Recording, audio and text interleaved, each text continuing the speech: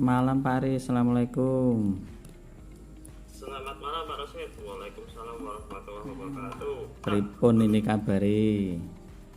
Kabarnya baik Pak, sehat, sentosa, tapi belum makan malam tadi. Nanti makan malam ya. Nah ini kira-kira apa ini yang jadi keluhan ini Pak Aris yang mungkin bisa kita obrolkan bareng. Nah itu kalau Pak gelisah. Kalau kenapa ini? Gelisah. Karena Saya punya kegelisahan ini.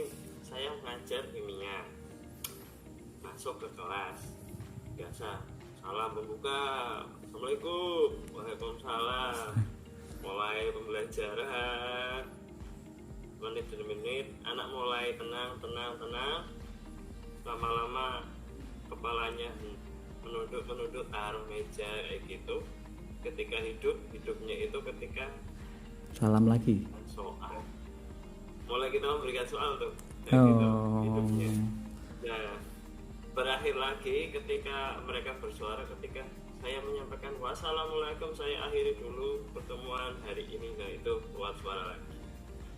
Nah saya tanya pada satu dua anak, katanya kok bosen lah belajar kayak gitu. Oh, bosen. Nek kalau pernah nggak ditanya ke anak-anak juga selain karena mungkin bosen gitu. Sebetulnya dia sudah di jurusan yang tepat belum Pak? Katakanlah anak sebenarnya salah jurusan nih. Atau katakanlah ya kan no? di IPA kan tidak semua anak itu senang IPA kan ya. Iya. Apalagi kan sekarang ada itu ya, ada apa? Zonasi kan. Itu Iya, iya. pernah ditanya Pak Aris? Tapi pernah saya tanya, tapi kan bahasanya gini, mereka itu udah menerima, dan menerima kodrat ketika harus masuk Iya. IPA itu Iya, akhirnya iya. kan berlari pada guru niki nyeneke apa ora pembelajarannya gitu. Itu tantangannya ya. Padahal kadang upaya-upaya sudah saya lakukan, contoh ice breaking ya, kadang ice breaking ya, contoh kadang kita nyanyi bareng-bareng kayak gitu, tapi masih versi mereka itu masih menganggap pembelajaran itu membosankan dan masih angel gue fokus di pelajaran baru saya. Oh, ini itu terjadi di semua kelas, artinya dari semua jenjang 10, 11, 12 atau Itu kebanyakan kayak gitu. Dan ya ketika saya harus dari kelas pulang ke ruang guru itu kan berjalan nonton kelas yo apa kelasku saja yang kayak gitu. Ternyata banyak kelasnya bapak ibu guru yang lain yang anaknya bahkan tidur, bapak ibu gurunya tetap mengajar, apalagi sejarah tetap cerita kayak gitu kan. Nah, batin saya itu kok kuat orang untuk mengajar dengan kondisi yang semacam itu. iya. Ya dulu kan mungkin zaman kita sekolah ada banyak tipikal guru ya. Tapi kan kalau bisa kita jadi sing idealis gitu, artinya kita care ke anak-anak, kita kira-kira anak-anak tertarik enggak nih gitu ya.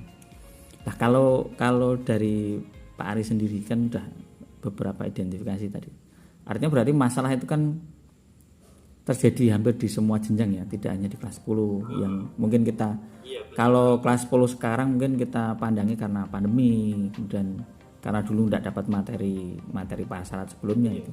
Tapi kalau terjadi hampir di semua jenjang itu kan berarti problemnya mungkin bisa ke guru gitu kan. Tapi kalau kita lihat problemnya kita ke guru secara pribadi gitu, itu kok semua guru kayak gitu kan. Nah, jadi kan akhirnya nggak ketemu ya, karena berarti masalahnya bukan di situ gitu ya. Lah nek jenengan menebak selama ini arahnya kira-kira tebakan jenengan kemana Pak? Kalau tebakan saya Pak ya, karena dikala kita membuat rencana yang matang, ada guru ki emang bikin RPP tapi kan tidak menjalankan RPP-nya itu kan. Ibaratnya guru ki cuma download RPP dari Google atau dari mana gitu, tanpa melihat kontennya apa. Ya hanya dia masuk kelas tanpa perencanaan lebu. Jadi misal bocah angin pakai ice breaking baik, jadi nggak ada planning sebenarnya untuk ice breaking gitu kan. Nah kadang memang kita melakukan ice breaking, kita melakukan game yang lain, kadang kita menunjukkan video, tapi kan dikala itu toh anak tidak bosan. Betul. Nah, Lah kalau pemikiran saya sebenarnya guru itu banyak yang kurang perencanaan Pak. ya kalau perencanaan dikatakan sebagai administrasi mungkin ya. Tapi kalau misal saya berkaca di saya berkaca di apa yang saya lakukan di kelas Pak. Saya itu termasuk guru sing sebetulnya kalau anak-anak kelas 10 itu mengatakan tidak mau seni mungkin tapi kan matematika ya. Artinya kalau kita sudah masuk di materi itu ya jadi ini mau seni gitu ya. Iya kan? Lah apakah saya pernah nyoba itu? Apa yang saya ajarkan itu nggak usah banyak-banyak nih, sedikit aja gitu kan?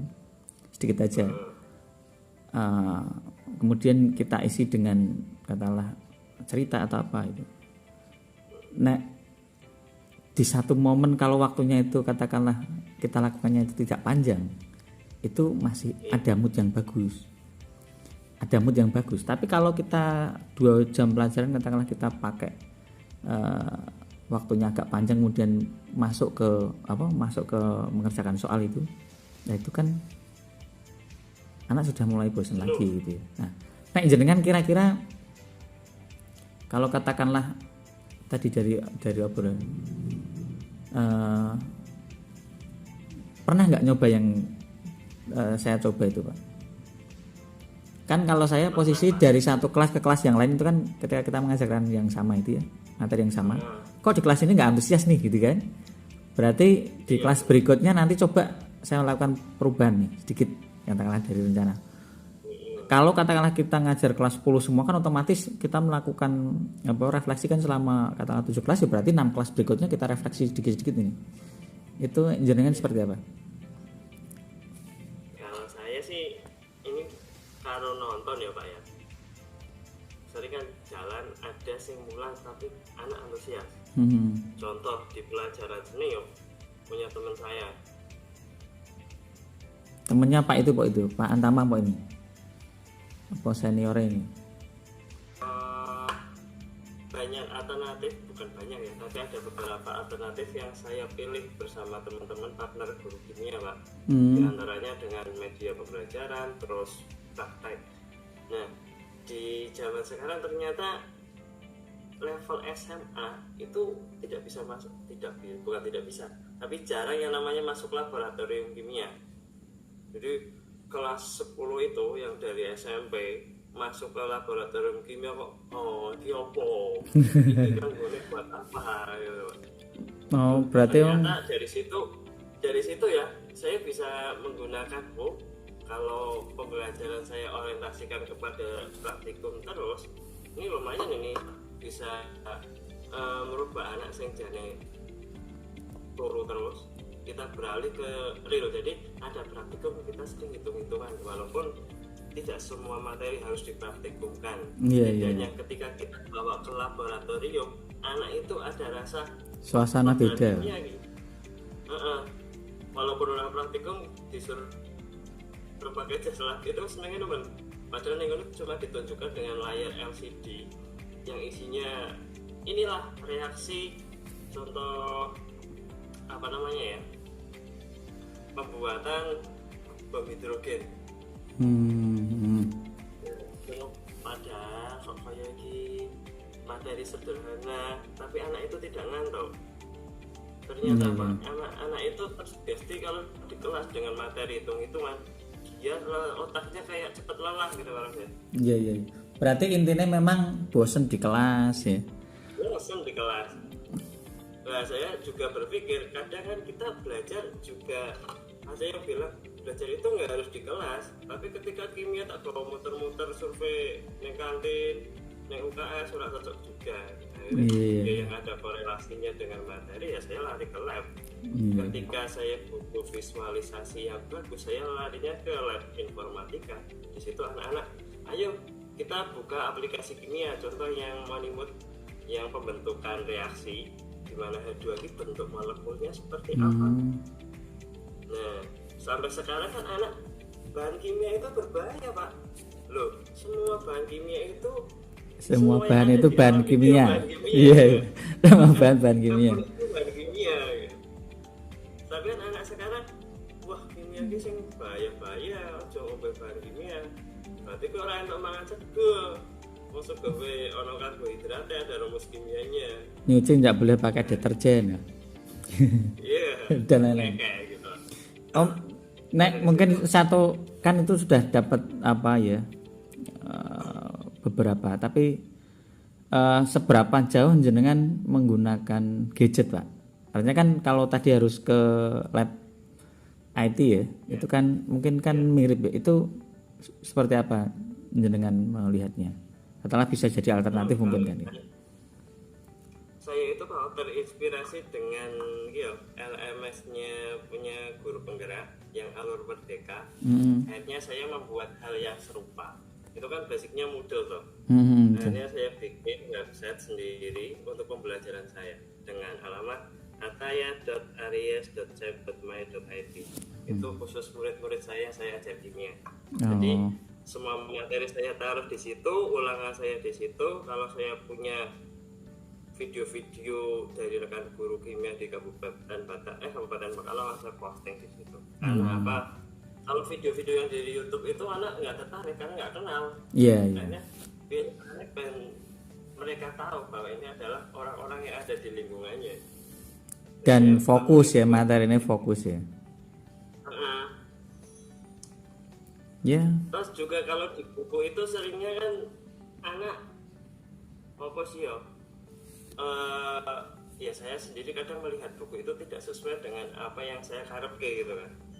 Dengan membuat LMS sendiri saya ya komen ini urutannya, menurut saya ini esensialnya. Karena contoh saya ngajar kelas 10 nih, kata kurikulum merdeka itu kan ajarkan materi-materi esensial saja. Nggak ada ujian nasional, nggak harus tercapai itu materi semua yang ada di bukuan.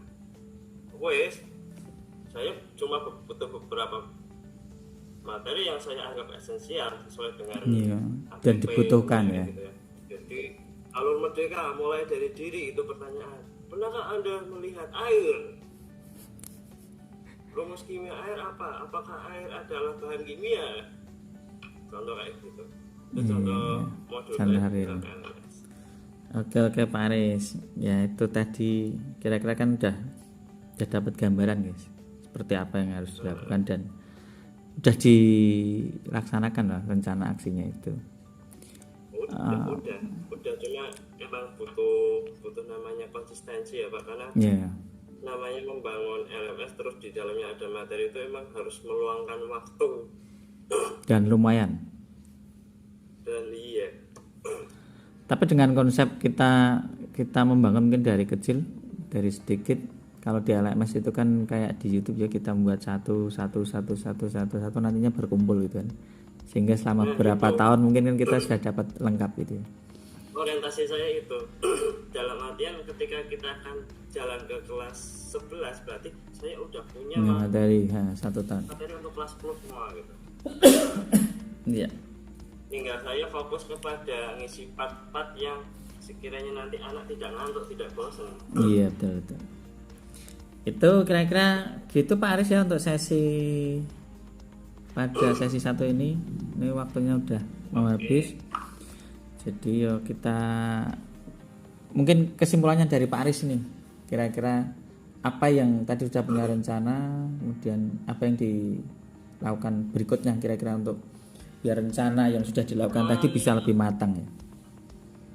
Rencana udah matang ya Pak. Tinggal kita tuh butuh dukungan setidaknya dari partner apa ya, serumpun ya, sekolahan, kemudian kepala sekolah dan anak-anak sendiri tentunya yang siap untuk melaksanakan pembelajaran semi double lah, ada luring dan daring di dalam kelas.